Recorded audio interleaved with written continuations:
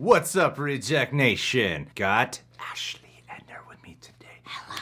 I'm gonna say this right away. Follow her on Instagram. She doesn't ever ask anything of me, but for some reason I feel like I always gotta tell you guys to follow her on Instagram. Thank you. And she I never even say what should I promote. She just like, I'll just shout out her Instagram. Why not? That sounds good. Ashley and I do love horror movies. My favorite. Yes. So I thought today, with it being Thanksgiving season, let's watch 10 horror movie fates worse than death. One of my favorite channels when it comes to list videos is WhatCulture, and I just found out they have one of their like sister channels or whatever the hell you call those, called WhatCulture Horror. They don't have as many followers here, but I do want to check this video out to see what they do here. I'm excited. This sounds intense. Yeah, it'll just be a good list video. We'll see.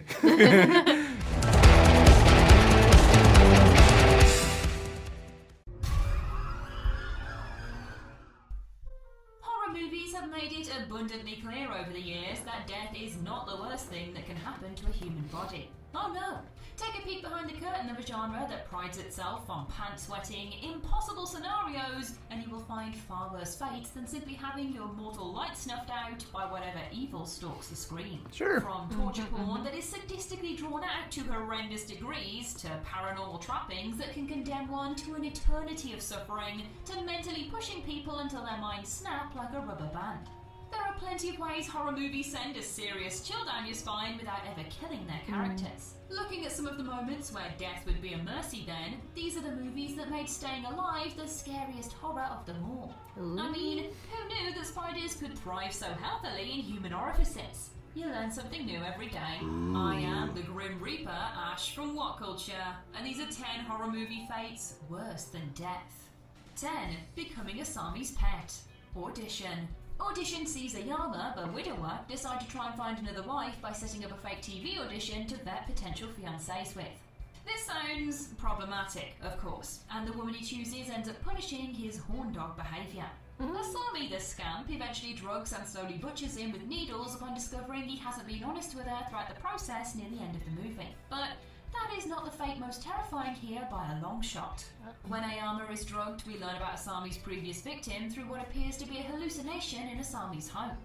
Kept in a sack and missing his tongue, some fingers, and both of his feet, this tortured man is forced to beg Asami for food, of which she gladly obliges by making him consume her own freshly produced vomit. Of course, this might all be a dream, but when Asami cuts off Ayama's foot shortly after, a horrible connection is drawn between the two that dictates exactly how the man could end up should Asami have her way with him.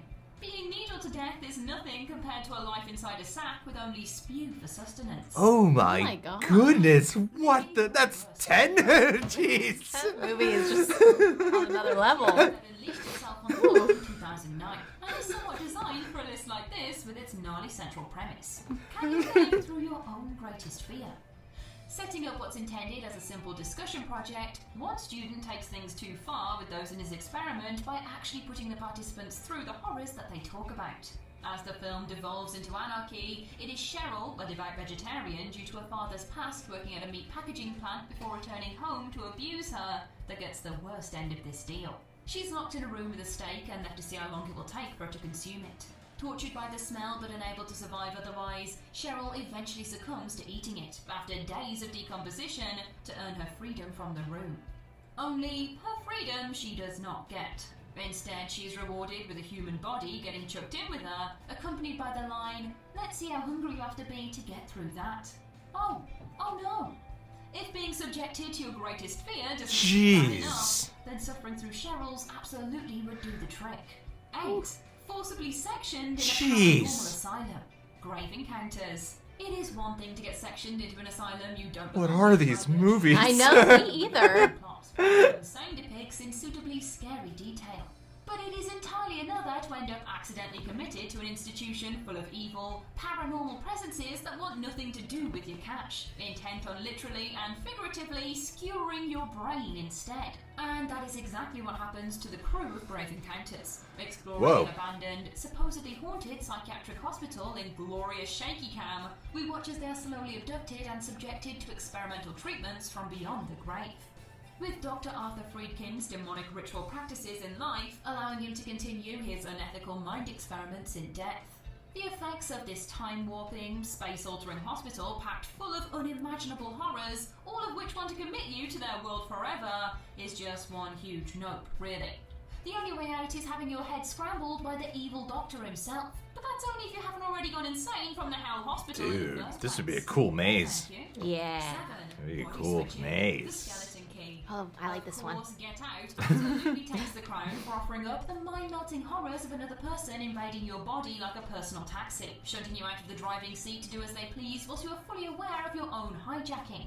It's a scenario that would quickly have you looking to crash your body, car, wherever this metaphor has gone, at high speeds into the nearest wall. But it's not the first movie to dabble with the terrifying potential of body switching. Granted, the skeleton key doesn't trap you inside your own head as another person takes over like a racist parasite, instead focusing on full body and soul switcheroos between two people. It's revealed that through the use of Hudu, a couple have taken the bodies of younger people to thrive for far beyond their natural lifespans, jumping into them and sending their victim's soul into old, decrepit bodies that they then paralyze to protect their secret. Instead of killing their chosen targets, the duo get their power through convincing them that magic is real, then using it against them to confine them to an old flesh prison for the remainder of their drastically shortened lives. Horrible. I don't remember that movie Really? at all. My God, I've seen it so many times. I've seen it. I'm like, I don't remember any of this. All innocent characters, purely on the grounds of being stuck in a perpetual repeat of whatever awful scenario has risen up around you forever seems like the worst deal imaginable. 1408 and Triangle Ooh, toyed that's a with good it. one. The Endless a good made one, it yeah. maddeningly real, and Happy Death Day deconstructed the trope piece by piece throughout. But I'm going to talk a little bit about In the Tall Grass instead. And why? Well, because on top of the whole endless time loop ravaging its characters into non-existence, it also has a big old alien rock sitting in the middle of it, one that conjures grass-based entities and sends those that touch it insane. Getting stuck in a time loop is bad and all, but with strange, Stephen King-curated monsters that bring you to life and condemn you to death over and over again until you become one with the strange grassy environment thrown into the mix, Ooh. the hellscape becomes all the more Dude, that sounds cool. Like a cool movie, not a cool experience. Yeah. 5. That sounds like a really cool movie. This movie is so creepy. Ooh, it's been a long time since I've seen the images. Films like the 2005 iteration of House of Wax have shown us the perils of being made into something no human should be, Oh, with yeah, Wade's House of ability as a Wax. wax figure haunting enough for its own shout-out. Yet the walrus suit still feels So like it trumps weird. So gross. So gross. I did love the movie, but that's so gross. It's a fun movie, but it's really weird and creepy. Shoved into his face, Wallace's pain is palpable through the screen, and is a truly disturbing peek into what one trained medical professional. Makeup makes you so uncomfortable. I know. Yeah. Whether it can actually happen in real life or not is a moot point, but the thought of being mutilated and repurposed into a walrus, of all things, is almost too bizarrely specific to comprehend. Wallace is so conditioned to his new state of being, he remains as a walrus even when he's free, perhaps is the most stressful part of all. 4. Assimilation. The Thing. The idea of being warped into some sense of mass consciousness is another that has been utilised across a few movies in its The time, Thing? and the mere thought Why of it this is enough one? to send shivers I've never seen it. down your spine. Or Thought they won. tentacles, if we're looking to The Thing for an example. There's a few different conversations on how the titular thing actually assimilates its prey, and in the absence of any truly solid facts surrounding the Cool. concept, I'm going to go right on ahead and say it is pretty horrible. Joel no said matter this how is his you favorite look at movie. it. Assuming Oh, yeah? thing Yeah. don't die but are taken over. You guys know Joel. I can watch it. Consciousness invaded, replicated, and shoved in with a whole bunch of other creatures from the universe over that have suffered the same cruel fate. Does that mean you never truly die and are doomed to an eternity trapped inside an alien creature using your face as bait? Perhaps, perhaps not, depending on the ambiguous truth of the movie. But the consideration of it alone is a terrifying enough prospect to make death a far more guess. appealing option. And even if you disagree about how assimilation works, then thinking about a world overtaken where this alien exists at all is also pretty damn scary. 3. Kidnapped by an otherworldly creature. Absentia. Where we've I don't know, guys. The first one is still the creepiest to me.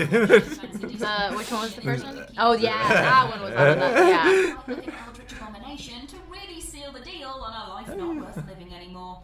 Absentia, the vastly underrated low-budget miracle from Mike Flanagan, centers around a missing husband that inexplicably reappears again just about when he's due to be written off as dead in absentia.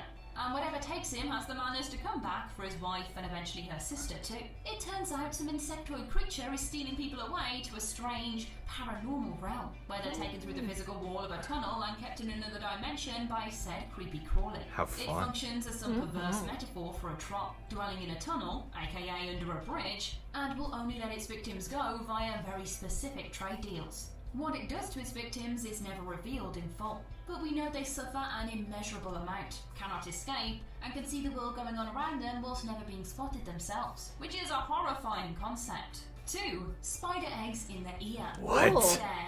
Torture movies What? are ripe for finding these sorts of entries, but inevitably you can argue that they're all leading up to the big event in the most imaginative and painful process possible. And can a fate be really worse than death if it's part of the process in the first place? Well, that depends if your torturer is intent on keeping their victim alive or not. Cough, martyrs, as the dare's Dominic is throughout his prisoner's capture. His whole sadistic deal is fueled by a big dollop of vengeance, just to make the whole experience that much more personal. And you don't really get much more personal than getting into someone's ear canal. Dominic decides that in order to pay a debt of violence back to one of the people he has captured, he's going to inject a syringe of liquid into her ear. That's fine, right? Oh Just my like the goodness. remedy that might get a bit Oh my involved, but goodness. nothing drastic. Only, suspended in this liquid are a collection of eggs. Spider eggs. Spider eggs that then hatch, work their way through her sinuses, and burst out her mouth later in the movie in a ghastly, sickening surprise. Oh, no. No. Just no. 1. Opening the lament configuration. Hellraiser. I'm surprised there's no human centipede on this. I know, that's what I was thinking too. Reconsider just how strong their will to live is. Struggling through the pains of a horror movie for a lifetime, even more so. But struggling through a pain dimension connected to hell, set up to abuse your everlasting spirit in an inescapable plane of agony, really does take Boy, a oh biscuit. boy. You hear that, Pinhead? You get the top spot by a country mile. Opening the lament configuration brings about a horde of Cenobites that will judge you accordingly, potentially taking you along for the ride of their journey through time and space into all things hurt, or sending you to hell for eternal torture. The only possible good outcome is being destroyed on the spot, but that is a luxury not many get to experience. Far more scary than death is the place beyond it, and if the Hellraiser series is anything to go by, you will want nothing to do with it in the slightest. Avoid puzzle boxes, kids. You never know what you're opening up. And that's our list. What other horror movie fates are absolutely worse than death? Share your thoughts in the comments. Centipede definitely should be on this list. Do they live? In this Human Centipede? Yeah. Don't forget to like, share, subscribe. Oh, I don't remember if they do. I don't think that they would all have lived, but I don't remember. Thanks for watching. That was stressful.